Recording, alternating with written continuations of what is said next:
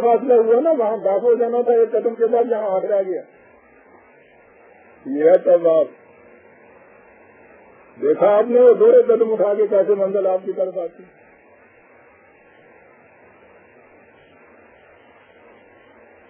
فتاب علیہ انہ هو التواب الرحیم.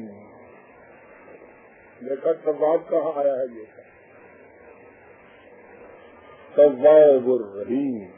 رحیم کیا ہوا تھا غلط قدم اٹھانے کے لیے؟ صلاحیتوں کی نشو و نما جو ہو رہی تھی اس میں کمی واقع ہو گئی. رحیم کا لفظ بھی آیا ہے صاحب، جس کے معنی آپ شروع میں ہی سن چکے ہوئے ہیں.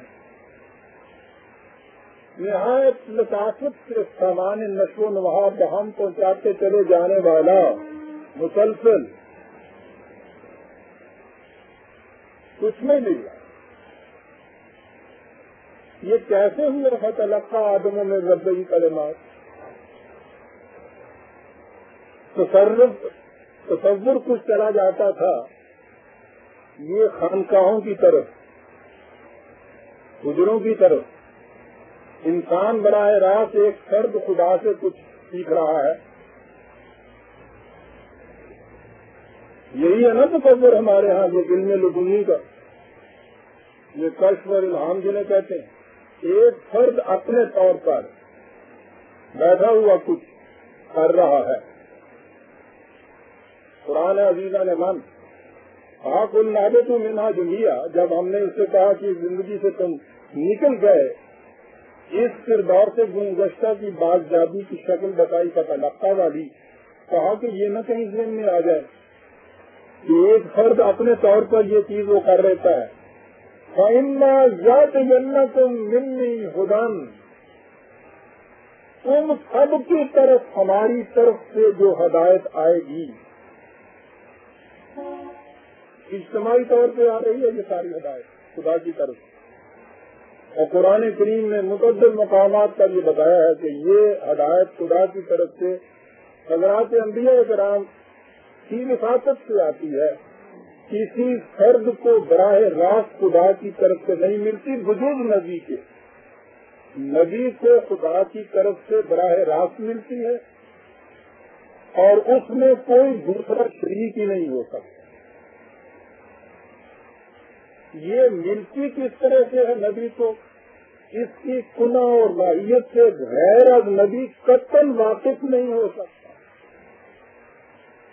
لہذا یہ جو آپ کے یہاں باتیں چل نکلتی ہیں نا کہ وہی کیسے ملتی تھی، ماہیت کیسی تھی اس کی، الفاظ کیسے کنوے ہوتے تھے، کان میں آتے تھے، دل پہ کیسے ہوتے تھے، وہاں سے ہمارے سامنے کیسے آتے تھے، چلی ہوئی ہے یہ باتیں.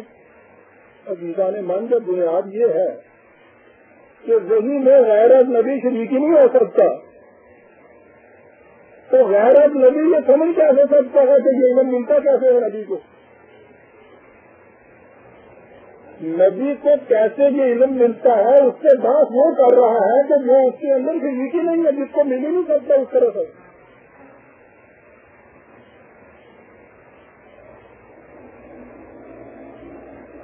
اور پھر اس سے جو آگے چیزیں نکلتی ہیں اس کے اوپر سے ہر قسم کے جتنے بھی آپ کے یہاں خلفشار ذہنی اور پریشانی ہوتا ہے وہ ہوتا اس لیے ہے کہ جس مقام میں آپ ہے نہیں اس مقام کی گفتگو کر رہے ہیں اور اس سے فرضیاں باتیں آپ کی ہو رہی ہیں. اور کسی کا اس مقام کے اوپر اس موضوع کے اوپر یہ گفتگو کرنا کہ میں بتاتا ہوں کہ وہی کی ماہیت کیا ہے، یہ دعویٰ ہے نبوت کا خود. یا وہ مدعی ہے اس چیز کا جب تک وہ خود نہیں جانتا خدا کیسے وہی بھیجتا ہے، اسے پتا کیسے ہے کہ اس کی ماہیت کیسے ہوتی ہے.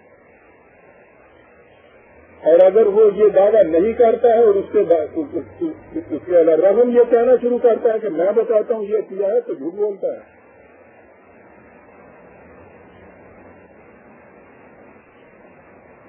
یعنی اندھا اگر یہ بات شروع کر دے کہ صاحب سرخ رنگ میں اور کلے رنگ میں کیا فرق ہوتا ہے، یہ وہ بات کہہ سکتا ہے کہ جو ان رنگوں کو دیکھتا ہے. خدا کی طرف سے براہ راست علم ملنے کی ماہیت اور کیفیت کیا ہوتی ہے، کیسے ملتا ہے، صرف وہ جان سکتا ہے جس کو خدا کی طرف سے براہ راست علم ملتا ہے، اسے وہی کہتے ہیں۔ وہی نبیوں کے صلی اللہ علیہ وسلم کی ذات اقدس سے ختم ہو گئی، اس کے بعد حضور کے بعد کوئی انسان بتا ہی نہیں سکتا کہ کیسے ملتی تھی اور کیا کیا چیزیں کچھ ہوتی تھی، بات ہو گئی۔ اور جو یہ دعویٰ کرتا ہے کہ اس کے باوجود مجھے خدا کی طرف سے اسی طرح سے یہ علم ملتا ہے، نام اس کا الہام رکھ لیجیے، نام اس کا تجربہ رکھ لیجیے، کچھ بھی ہے، صرف لفظوں کا فرق ہے۔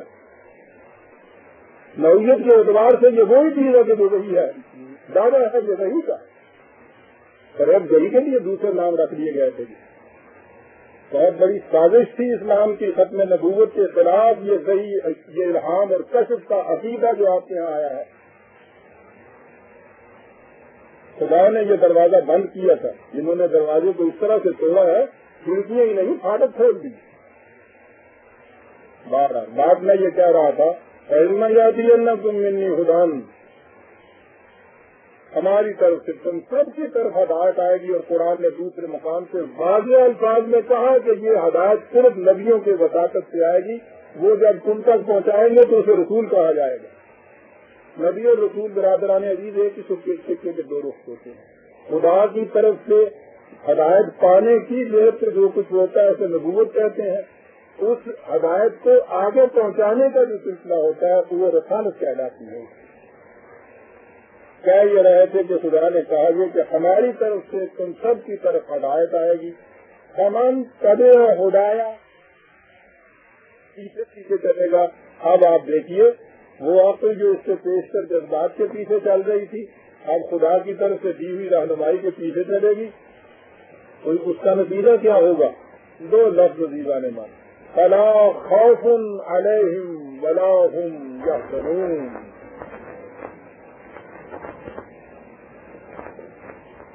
خوف بھی نہیں رہے گا اس قوم پہ، حزن بھی نہیں رہے گا۔